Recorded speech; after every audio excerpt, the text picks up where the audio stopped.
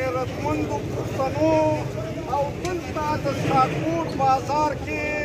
راغونډ شوي د تحصیل سم رانیزي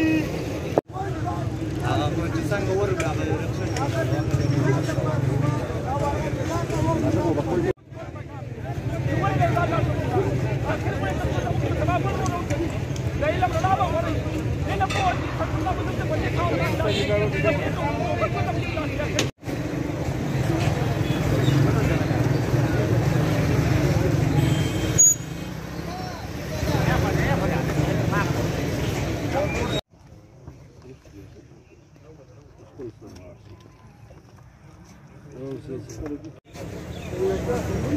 کار خو ولې نه کوي کار کوي او